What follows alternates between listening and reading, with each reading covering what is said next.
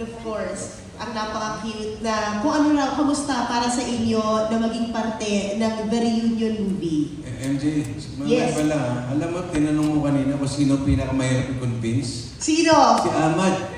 Bakit? Kasi tahimik. Ay, papasalitain na nga daw natin siya.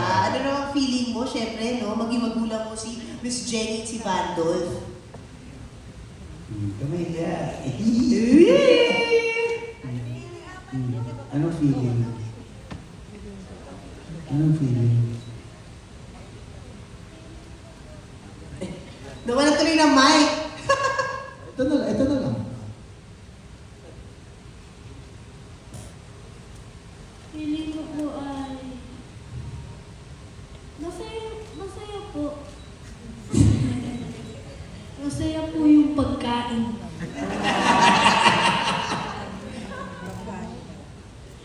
Marami pong pagkain.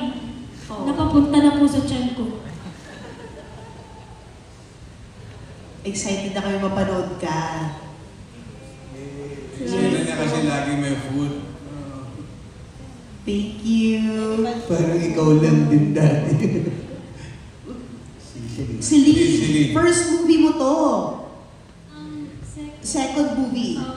How do you feel? Nakasama ka dito, syempre, ang biggest comeback movie of the year. Sobrang honored po and grateful, and kanina pa po ako nakikinig sa lahat ng kwento po nila. And parang napipil ko din po habang nag-shoot na parang nasa paligid lang din po siya. Even though na bago po ako, ramdam na ramdam ko po yung saya and yung pagiging pamilya, and sobrang thankful po ako na may extended family na rin po ako. Kasi tuwing mag-shooting po kami, it's like parang outing lang po, parang nag-hangout lang din po with the family. Yun po. Sobrang honored lang po talaga ako. Thank you po. Thank you, Celine. Hello po. Siyempre po, sobrang sarap sa feeling kasi makakatrabaho ko po yung family ko. And parang second family ko na rin po kasi itong pamilyang Cosme. Mapakat o mapa-action man po, ganun talaga kami in person. Kung paano yung saya mo na makikita nyo sa movie, ganun po kami behind the scenes. And yung mga tito ko po at mga tita, in person, ganun. Hello? Yes. In person po, ganun din po sila sa akin. Mahilig magbigay ng mga advice. Inaasar po ko lagi ni Tito Smokes na may iba raw po kung bae. Kahit di po totoo, di totoo. Uy, mag-selos mo ni Celine. Hindi na ba kayo? And syempre po, growing up, pinapanood po namin yung dalawang movies tsaka yung ibang episodes po na ni-replay sa YouTube. Pinapanood po namin nila daddy, nila mami po. And makita ko po, and knowing na movie po to ni Lord, sobrang sarap sa feeling and very honored din po talaga. And sobrang happy po kasi naging parte na po ako nung dati kong pinapanood. And sana po magtuloy-tuloy. Sana magka-series pa po ito. Para magka-racket pa ako. Tuloy-tuloy yan, anak. Rising star ng Viva. Hello Diba? po. Viva lang po, di Viva Max. Lari po ako. Uy, natabi ko nanay mo. Nakabantay. Nung launching mo nga, nandun sila, di ba? Nandun talaga. Kailangan screening muna ni daddy. Ay, may mga ganyan ka. Hindi, iba sa... hindi. Iba ata yung ano eh. Viva. Viva lang. Ayan. Mabait yan si Dito. Dahil yan, narinig natin from our Gen Alpha and Gen Zs. Yung question, of course, para sa creatives din ito. Bago, maybe you could answer. From Leo of Highlight Manila and Mark from Maganda Ba Movie. They have similar questions. Bakit daw ito must-watch din for the new generation like Gen Alpha and Gen Z? Now that, of course, we also know that this will largely touch on nostalgia. Teka, nalito ako kasi kinausap ako ni Tita Nova. Alam mo ba, inalok ako ng Viva Max. Ano? Sabi sa akin, gano'n. True story ba yun? Kaya nawala siya sa question. Sinabi niya talaga. Ano movie yun? Kanina pa kami Curious discuss. tuloy kami. It's okay. Inalok ka talaga sa Viva Max. Seriously. It's okay. Tinanggihan ko.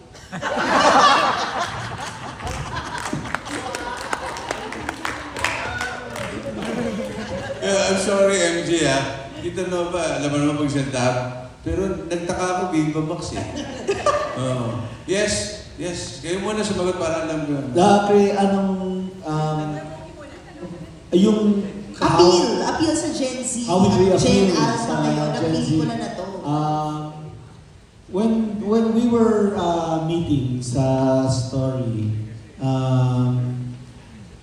kasama na yun sa namin sa mga tasks na kailangan ng gawin. Kung paano makaka-relate yung current gen na mga hindi nakapanood ng o hindi naabutan yung Home Alone at yung mga Gen Alpha. At nagawa naman namin ng paraan kasi ang movie, pag pinanood ninyo, pwede siyang panoorin na wala kayong history na napanood nyo yung Home Alone. Kasi makikita nyo yung dynamics ng family. And at the same time, comedy naman kasi is universal eh. It appeals to everyone. Sabi nga ni tatay noon, ang mga punchlines na yan, noon pa namin ginagawa yan, nauulit lang nauulit. Depende kung paano mo aatakihin. And I'm pretty sure nung nag-screening nga sa Metropolitan Theater, pasok pa rin talaga sa Gen Alpha, sa Gen Z. At pag napanood nyo sa June 17, maiintindihan nyo po yung sinasabi namin. Di ba, Dos? Tama. Yeah, kasi relatable, basically tungkol sa family. So, madaling habulin ng mga Alpha Gen Z naman yun.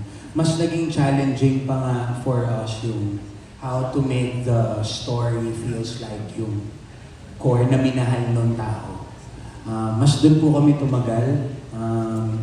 Just to share yung naging collaboration between consulting with yung mga OG writers. It took some time. Siyempre, lahat ng mga OG writers yan, nilabas namin sila. Nag-brainstorming doon ng matagal. Of course, Tita Linggit, part din nun. Iba yung inisip nila nung una. Ang sinasabi nila, boy, to comedy. Comedy tayo, ha? Ayan, nakakatawa yan, ganyan. So, kami, mas nakita namin na, yes, of course, Home Alone the realist to. Natural na magiging madulas yung pagpapatawa. Pero kuya, play for truth tayo ngayon. Wala po kaming going back to the POV. Wala pong papalit sa hari ng komedya. Wala pong papalit kay Babalo. Yung POV na to ay actually napunta kay Tita Nanay. Closest to tatay. Para hindi kami maligaw, considering na medyo naging challenging din sa amin kasi ensemble. Mahirap i-trim down yun sa isang pelikula lang ng 1 hour and 40 minutes. Pero dahil mas pinili namin maging totoo dun sa pagiging totoo, na yung kulang sa amin, yun yung pinaka-strength namin. Yun yung mas pinili namin. And yung mga bits and pieces ng mga bago, ay sinigurado namin, parang ano yan eh, parang sa Marvel, diba? Pag kunyari gusto mong manood ng pelikula na favorite Marvel movie mo, hindi ka naman pwedeng mag-introduce ng bago agad-agad. Diba? So, unti-unti yan. So, yun yung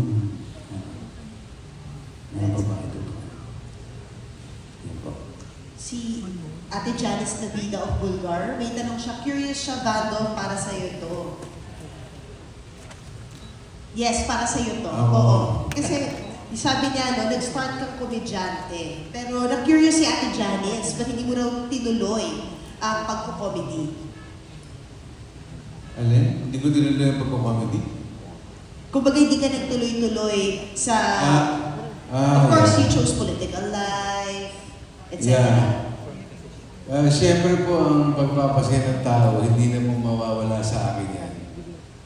Kasi yan po ang nakita ko sa tatay ko at sa aking nanay, sa mga OG na mga komedyante, na pag nagpapasaya ka ng tao, parang nabibigay mo ligaya kahit ano man ang pinagdadaanan ng tao sa buhay.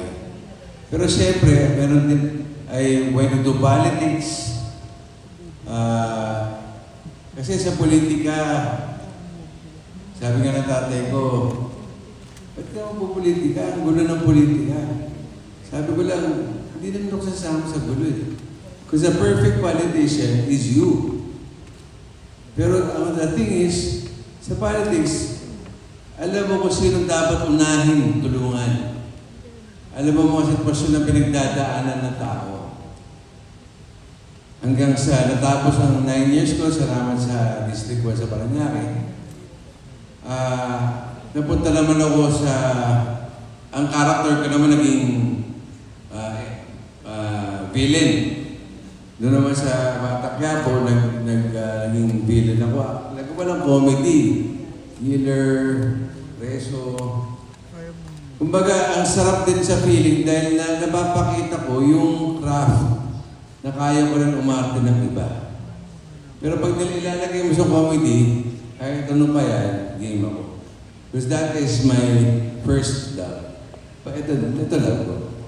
Sa trabaho. Kasi yan ang kinalakihan ko. Yes. Thank you so much. Actually,